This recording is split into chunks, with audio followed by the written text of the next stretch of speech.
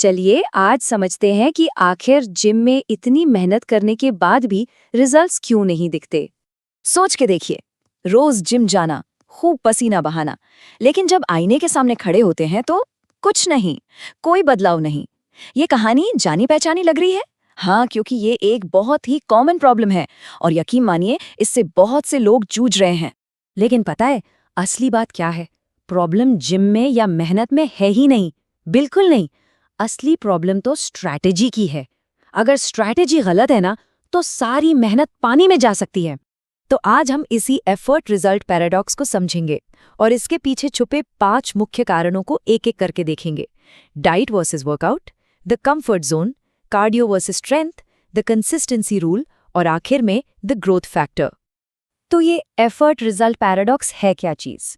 Simple भाषा में कहें तो मेहनत पूरी पर रिजल्ट जीरो। ऐसा क्यों होता है? चलिए इसके पीछे के 5 कारणों में गहराई से उतरते हैं। और सबसे पहला और सबसे बड़ा कारण है डाइट वर्सेस वर्कआउट। ये वो जंग है जो जिम के अंदर नहीं बल्कि जिम के बाहर लड़ी जाती है। और सच कहूं तो ज्यादातर लोग यहीं हार जाते हैं। एक सिचुएशन इमेजिन कीजिए। 1 घंटा जिम में जबरदस्त मेहनत की, कैलोरी बर्न की और फिर जिम से निकलते ही एक पिज्जा और कोल्ड ड्रिंक। हुआ क्या? जितनी मेहनत की थी वो सब एक झटके में बर्बाद। सारा एफर्ट कैंसिल आउट। क्योंकि एक बात हमेशा याद रखिए, वो जो कहते हैं ना, abs are made in the kitchen not in the gym, वो बिल्कुल सच है। खाना ही वो चीज है जो या तो रिजल्ट्स देगा या सारी मेहनत पर पानी फेर देगा। चलिए अब दूसरे पॉइंट पर आते हैं, द कंफर्ट जोन। ये ना प्रोग्रेस का सबसे बड़ा दुश्मन है। यही वो जगह है जहां सारे बदलाव आकर थम जाते हैं। सोचिए, हर रोज जिम जाकर वही सेम वेट उठाना, वही 10-12 रेप्स, वही सेम रूटीन। इससे क्या होता है? बॉडी को इसकी आदत पड़ जाती है। उसको चैलेंज फील ही नहीं होता। और जब तक बॉडी को शॉक नहीं मिलता, वो चेंज क्यों होगी? और इसका सिंपल सा रूल है, बॉडी तभी बदलती है जब चैलेंज बदलता है। जब तक चैलेंज नहीं बढ़ेगा, बॉडी नहीं बदलेगी। इसलिए प्रोग्रेसिव ओवरलोड यानी धीरे धीरे वर्कआउट को टफ बनाना बहुत जरूरी है।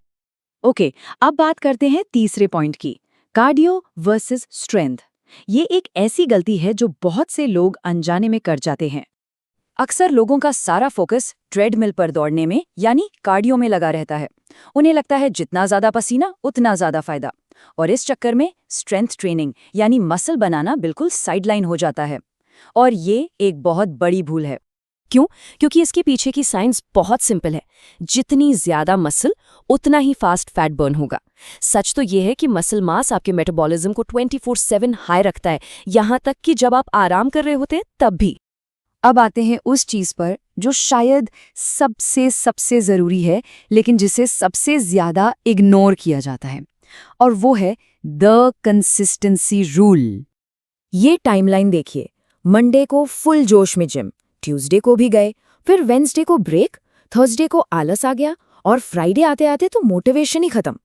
ये जो ऑन ऑफ का साइकिल है ना, ये रिजल्ट्स को कभी पास आने ही नहीं देता।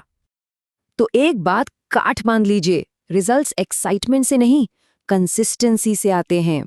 रोज थोड़ा करना हफ्ते में एक दिन बहुत ज्यादा करने से लाख गुना बेहतर है। और आखिर में आते हैं हमारे 5वें पॉइंट पर, द ग्रोथ फैक्टर। ये वो हिस्सा है जिसे लोग अक्सर समझते ही नहीं कि बॉडी में असली प्रोग्रेस होता कब और कहाँ है। देखिए, अगर नींद पूरी नहीं हो रही, दिन भर स्ट्रेस है और वर्कआउट के बाद बॉडी को आराम ही नहीं मिल रहा, तो वो रिकवर कैसे करेगी? उसे उभरने का मौका ही नहीं मिलता। और अब आती है सबसे सरप्राइजिंग बात, असली ग्रोथ जिम में वेट उठाते वक्त नहीं होती, वो होती है रेस्ट के टाइम। जब हम सो रहे होते हैं, आराम कर रहे होते हैं, तभी हमारी मसल्स खुद को रिपेयर करती हैं और पहले से ज्यादा स्ट्रांग बनती हैं। तो इस पूरी बात का कंक्लूजन क्या है? यही कि अगर रिजल्ट्स नहीं मिल रहे हैं तो इसका मतलब ये नहीं कि मेहनत में कमी है।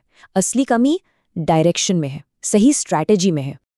तो इन सभी बातों के बाद एक सवाल खुद से पूछना तो बनता है, एक स्मार्ट फिटनेस स्ट्रैटेजी की असली बुनियाद क्या होनी चाहिए? कार्डियो या वेट ट्रेनिंग? इसके बारे में जरूर सोचिए।